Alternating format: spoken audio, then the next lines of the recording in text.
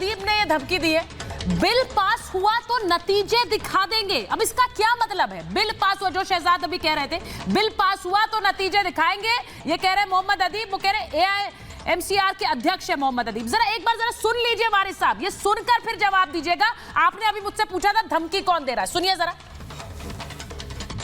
दिम्बापाल साहब को आप ये खबर दे दीजिए कि वो पास करके दिखाएं और फिर देखें कि क्या हश्र होता है उनका, और उन पार्टियों का जिन्होंने इस बिल को पास कराया है उसको हम दिखाएंगे।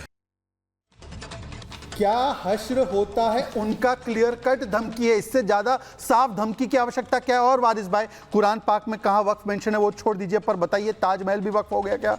महाकुंभ की जमीन भी वक्फ हो गई जो वक्फ से और इस्लाम से पहले की चीज है। ये बताइए विजयपुरा की किसानों की जमीन भी वक्फ की हो गई, सूरत का म्युनिसिपल कॉर्पोरेशन भी वक्फ का हो गया, फोर्ट विलियम भी हो गया, ईडन गार्डन भी हो गया। ईडन गार्डन आपके नेता ने बोला, और इनकी जानकारी देखिए आपने। अरे भाई बीच में क्यों आप बीच में बोलते हैं? इतना क्यों बीच में आप बॉम्ब की तरह झूठ बात फैला रहे हैं? अरे वारिस साहब, अभी आपने धमकी की बात पूछी थी। वारिस साहब, मैंने ये बयान आप ही के लिए सुनवाया है, मैंने आपके लिए ही ये बयान सुनाया है। जगदम्बिका पाल का क्या हश्र होगा बता देंगे। इसका क्या मतलब है सर? आपके नेता वहाँ बगल में बैठे थे इस बैठक में। तो फिर धमकी के वर्ड के ऊपर बात करो। नहीं, ये धमकी है कि नहीं है? नहीं, आप दो। जगदम्बिका पाल का क्या हश्र होगा हम बता देंगे, धमकी नहीं है भाई। ताजमहल का क्या जिक्र नहीं? इफ दिस इज नॉट धमकी देन व्हाट इज धमकी? ये धमकी नहीं तो ये क्या? ये मोहब्बत का पैगाम है, ये शांति का पैगाम है, ये अमन का पैगाम है क्या?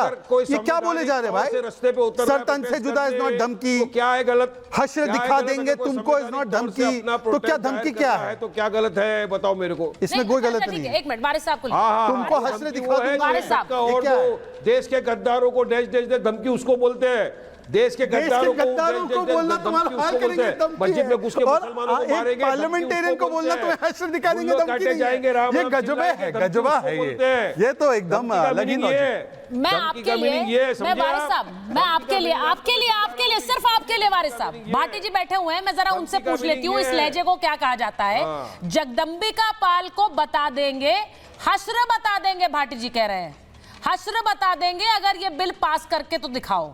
अब मुझे सिर्फ ये बताइए ये धमकी है कि नहीं है? सीधा सिंपल सवाल पूछ रही हूं। आप इधर आओ।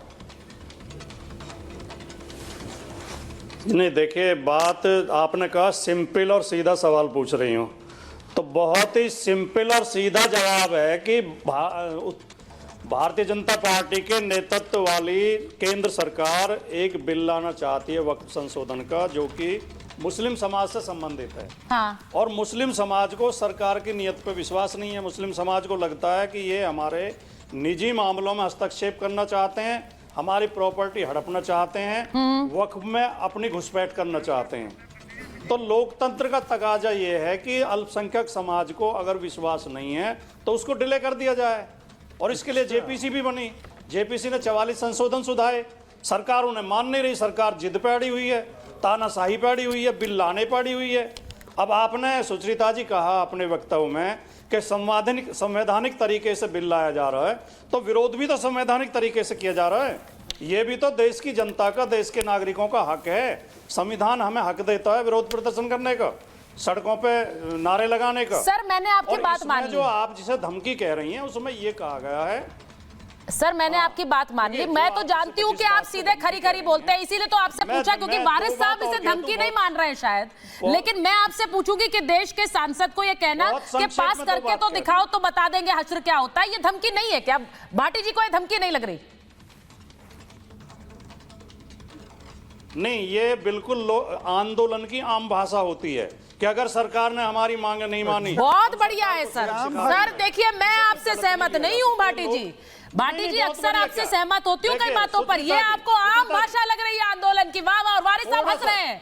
वारिस साहब कह रहे हैं यही है, वारिस साहब आपको यही आंदोलन की भाषा लग रही है। दिखा देंगे, बता देंगे, सड़क पर उतर आएंगे, ये आम भाषा है। लोग अरे सरकार में गुस्सा है, दो वाक और लोगों के दिल में दिमाग में दो वाक और बोलने दो। जमीनें खा रही है। सुचरिता जी आगे भाटी जी आ रही है। सुचरिता जी गुस्सा आपके अंदर रहेगा ना कि मेरा घर को कैसा खा सकता है। गुस्सा तो बहुत लोगों में, ये आपका मतलब ये है गुस्सा हो तो सड़क पर उतरकर धमकी देना शुरू कर दो, फिर क्या बता देंगे, क्या दिखा देंगे।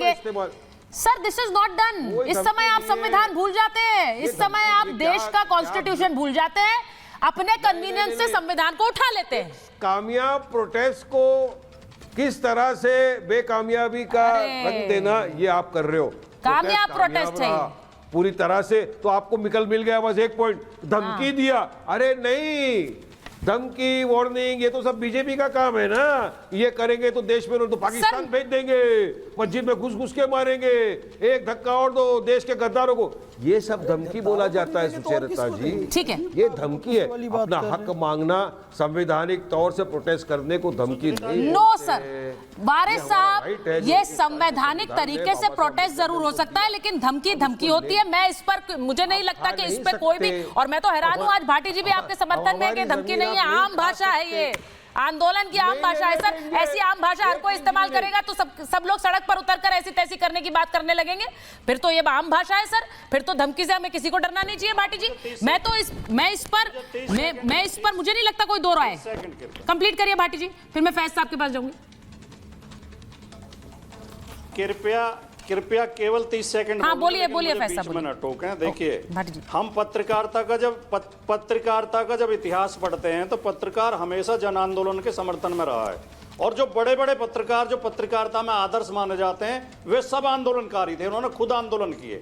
लेकिन आज ये भारत देश में स्थिति ये हो गई है कि पत्रकारिता, मीडिया हमेशा आंदोलन के खिलाफ खड़ा होता है। ये आम मुसलमान नहीं है। ये जब भी मीडिया ये कह रहा था, जब किसान आंदोलन कर रहे थे, ये आम किसान नहीं है, ये बिके हुए हैं, भाड़े के हैं, विदेशी हैं, पाकिस्तानी हैं, खालिस्तानी हैं। ये पता नहीं क्या आज की पत्रकारिता को हो गया है। नहीं भाटी जी, बड़ा स्टैंडर्ड सा टेक है। डिबेट कोई भी हो, टॉपिक कोई भी हो, पत्रकारिता पर आपका एक बार जरूर आएगा, ये अब सबको तो सब जान चुके हैं। तो सर ये थोड़ा प्रेडिक्टेबल फॉर्मेट हो गया आपका, इसको थोड़ा सा बदलिए आप। हर मुद्दे पर आप पत्रकार पर जरूर हमला करने लग जाते हैं, ये सही नहीं है। मैं इसलिए पूछ रहा, एक मिनट रुकिए, मैं डिबेट को डिरेल नहीं कर रही, जरूरी है बोलना, क्योंकि आज का पत्रकार, ठीक है, आपको लग रहा है हम गलत बोल रहे हैं। मैं एक बार, फैज साहब आप आए उससे पहले हमने एक पूरा एक रिपोर्ट चलाई जिसमें सारे जो लोग वहां जुटे हुए थे उनसे हमने पूछा है। सुनिए ना भाटी साहब, हमने उनसे पूछा कि भाई क्यों जुटे हैं आप वक्फ के लिए, तो किसी को वक्फ बिल नहीं पता है, किसी को ये नहीं पता प्रदर्शन क्यों हो रहा है, किसी को ये भी नहीं पता है कि सरकार से आपत्तियां क्या है, लेकिन वो वक्फ के खिलाफ प्रदर्शन करने आए हैं। मैं सिर्फ पूछ रही हूं सर, ये आग लगाने वाली तरकीब है। ऐसे आप आ जाए जंतर मंतर पर और लोगों को भड़का रहे हैं। बिस्मिल्लाहिर्रहमानिर्रहीम रब्बिश रहली सदरी व यस्सिर ली अमरी वहलुल उक़दतन मिन लिसानी यफ़क़हू क़ौली। इस तरह की सुचरिता जी, जो बात आप कह रहे हैं बिल्कुल ठीक कह रहे हैं, क्योंकि वहां पर मैंने कुछ लोगों को देखा, टेलीविजन चैनल लगातार देख रहा था जैसे आप बता रही हैं। हाँ। कुछ लोगों ने ये कहा कि हमें बोलने से मना किया गया है, यानी कि जो लोग मंच पर चढ़कर अभिव्यक्ति की आजादी की बात कर रहे हैं और मुसलमानों को भड़का रहे हैं, मस्जिदें छीन ली जाएंगी, दरगाह छीन ली जाएंगी, खानकाह छीन लिए जाएंगे, कब्रिस्तान छीन लिए जाएंगे, भड़का रहे हैं, जबकि ऐसा कुछ नहीं होगा।